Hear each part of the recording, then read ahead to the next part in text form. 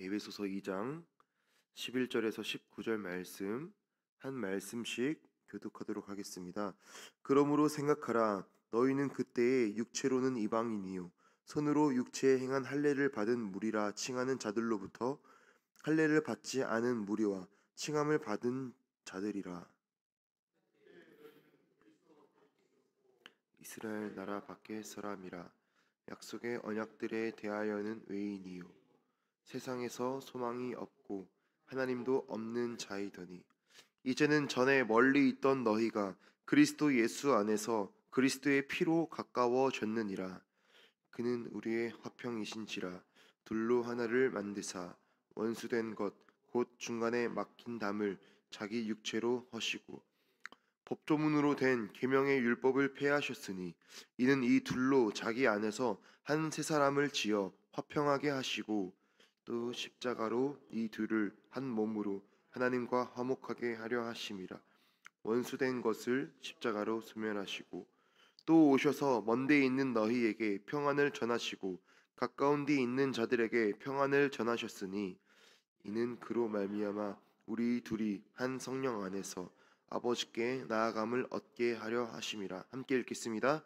그러므로 이제부터 너희는 외인도 아니요 나그네도 아니요 오직 성도들과 동일한 시민이요 하나님의 권속이라. 아멘. 네, 그리스도는 우리의 평화라는 제목으로 말씀을 나누도록 하겠습니다. 오늘 우리가 살아가는 시대는 평화를 찾기가 어려운 시대입니다. 너도 나도 마음에 괴로움과 고통과 갈등이 많은 시대를 살아간다라는 것을 알 수 있습니다. 하지만 우리는 예수 그리스도 안에서 평안을 누릴 수 있습니다. 오늘의 본문을 통하여서 예수님이 어떻게 우리에게 평화를 주셨는지 그것을 살펴보기를 원합니다. 방금 우리가 읽었던 에베소서 2장 11절에서 19절 말씀은 이제 그리스도 안에서 평화를 말하고 있다면 그 앞구절 1절에서 10절을 보면은 예수님이 어떻게 은혜 가운데 우리를 구원하셨는지 그 말씀이 나와 있습니다. 곧 이 본문을 통하여서 우리가 알 수 있는 것은 먼저 우리가 은혜가 있고 다음에 그 평화가 있다라는 것입니다.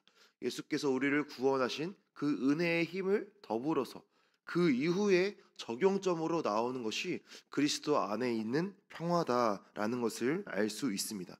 그러므로 하나님께서 우리에게 베풀어 주신 은혜는 수직적인 그런 은혜라면 우리가 이제 그리스도 안에서 누리는 평화는 수평적으로 이루어지는 평화이다라는 것을 알 수 있습니다.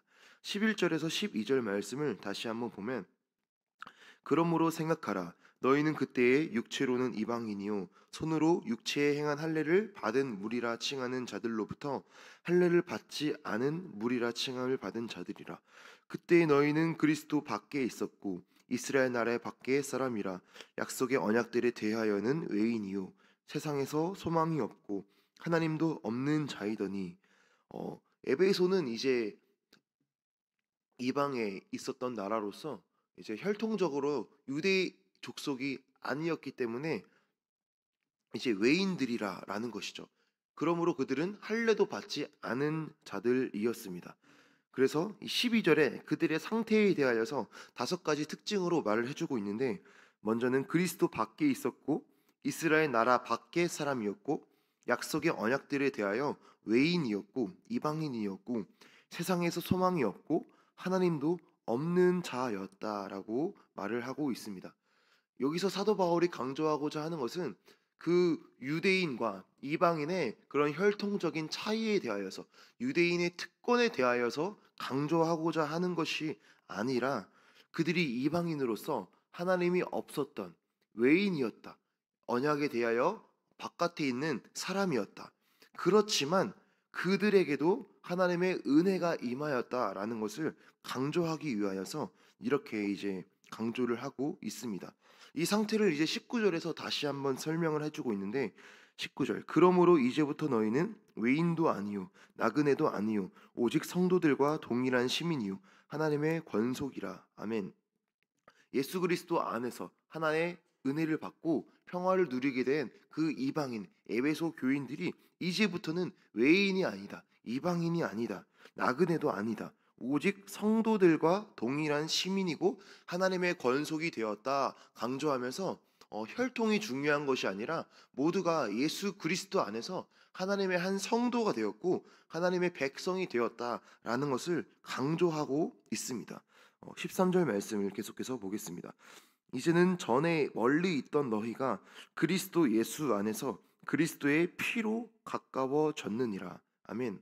멀리 있었던 그 이방인들, 에베소 교인들이 예수 그리스도 안에서 그리스도의 피로 말미암아 가까워졌다. 하나가 되었다. 그리스도의 피 안에서 하나 되는 은혜에 대하여서 다시 한번 강조하고 있습니다.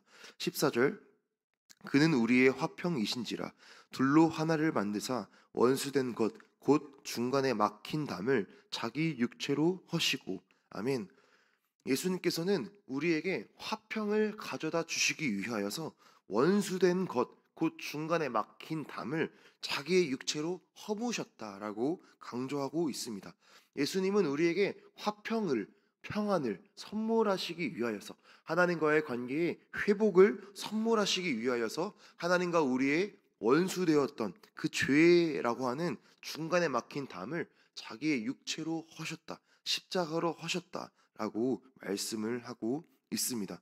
그래서 우리가 이 예수 그리스도께서 우리의 죄를 허무셨다, 우리의 모든 하나님과의 원수되었던 그 모든 담을 허무셨다라는 것을 믿는 그것으로부터 이 화평화가 시작된다, 평안이 시작된다라는 것을 알 수 있습니다. 15절 말씀, 법조문으로 된 계명의 율법을 폐하셨으니 이는 이 둘로 자기 안에서 한 세 사람을 지어 화평하게 하시고. 예수님은 우리를 한 세 사람을 지어서 화평하게 하셨다라는 말씀이 있습니다. 계속 비슷한 말씀이 강조되고 있지만 하나의 포인트는 예수 그리스도 안에서 우리가 새 사람을 입었다라는 것이고, 이 예수 그리스도를 힘입어서 우리가 평화를 누릴 수 있는, 평화를 전할 수 있는 그런 존재가 되셨다. 예수님은 평화가 없는 우리에게 오셔서 자기 육체를 주시고 우리에게 평화를 주셨다라는 것을 본문은 반복적으로 말을 하고 있습니다. 16절, 또 십자가로 이 둘을 한 몸으로 하나님과 화목하게 하려 하심이라. 원수된 것을 십자가로 소멸하시고, 우리의 모든 원수된 것을 예수께서 십자가를 지심으로 그 모든 죄의 담을 소멸하시고 그리스도 안에서 한 몸으로 하나님과 화목하게 하셨다. 17절, 또 오셔서 먼데 있는 너희에게 평안을 전하시고 가까운 데 있는 자들에게 평안을 전하셨으니. 예수님은, 아멘. 예수님은 우리에게 오신 이 목적이 평안을 전하시기 위한 목적이라는 것이죠. 평안이 없는 우리에게, 화평이 없는 우리에게, 하나님과 원수된 우리에게, 죄로 말미암아 하나님과의 관계를 맺을 수 없고 죽어서도 지옥에 갈 수밖에 없는 아주 절망적인 상태에 놓인 우리 인류를 하나님은 사랑하셔서 우리를 살리시려고, 우리에게 화평을 주시려고, 하나님과의 관계 회복을 주시려고 예수 그리스도를 보내셔서 우리 모두에게 이 평안함을 전하셨다라는 것이죠. 그래서 우리는 이 예수님이 오시지 않았다면 이 땅에 평화가 없었을 것이다 라는 것을 알 수가 있습니다. 우리가 살아가는 시대가 정말 어떻습니까? 우리가 세상에서 살다 보면 너무나 각박하고 이기적이고 자기만 알고 정말 살아가는 것이 녹록지 않은 그런 시대를 살아가고 있습니다. 하지만 정말 우리가 그리스도 안에서 이걸 위로를 누릴 수 있고 하나님 안에서 성도들과 교제할 때 우리가 평안을 누릴 수가 있습니다. 다시 말하면 우리가 예수 그리스도가 이 땅에 오시지 않았다면 정말 우리가 살아가는 이 시대가 얼마나 정말 살기 더 어렵고 더 각박하고 더 지옥이겠는가, 그런 것을 우리가 생각을 해볼 수가 있습니다. 예수님은 우리에게 이 평화를 주시기 위해서, 평화에 초대하시기 위해서, 하나님과의 평화의 관계를 회복시키기 위해서 자신의 몸을 주셨다, 하나님 나라의 구성원이 되게 하셨다라는 것을 알 수 있습니다. 그래서 우리가 이 모든 것이 예수 그리스도께서 자신의 몸을 주셔서 이루셨다라는 것을 기념합니다. 이것을 기념하기 위한 그 하나의 교회의 성례 예식이 바로 성찬식입니다. 성찬식은 그리스도의 죽으심의 그 의미에 대하여서 우리가 다시 한번 묵상하는 그런 성례 예식인데, 성찬식을 할 때 우리가 먼저 떡을 떼고 그 다음에 이제 포도주를 마십니다. 이 의미에 대하여서 먼저 떡을 떼는 것은 그리스도의 몸이 찢기신 것을 의미합니다. 그리스도의 몸이 찢기셨기에, 그가 고통을 당하셨기에 피를 흘리시는 것이죠.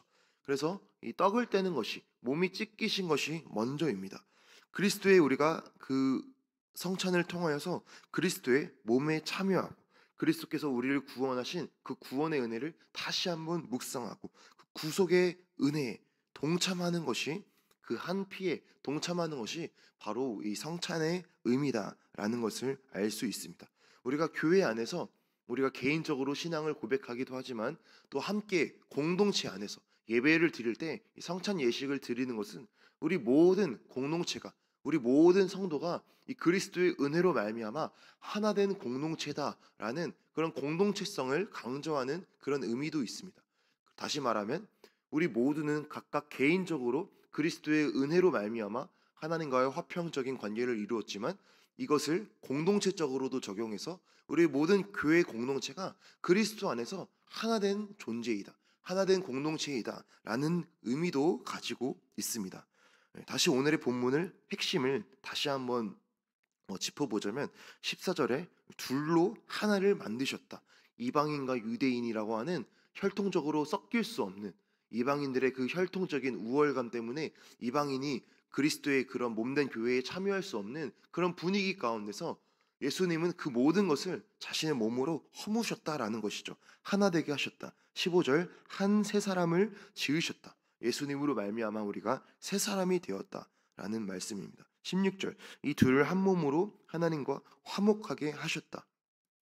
하나님 안에서 예수를 통하여서 우리가 화목하게 되었고, 18절, 이는 그로 말미암아 우리 둘이 한 성령 안에서 아버지께 나아감을 얻게 하려 하심이라. 예수 그리스도를 통하여서 우리가 한 성령 안에서 하나님께, 아버지께 나아감을 얻게 하려 하셨다라는 말씀을 우리가 알 수 있습니다.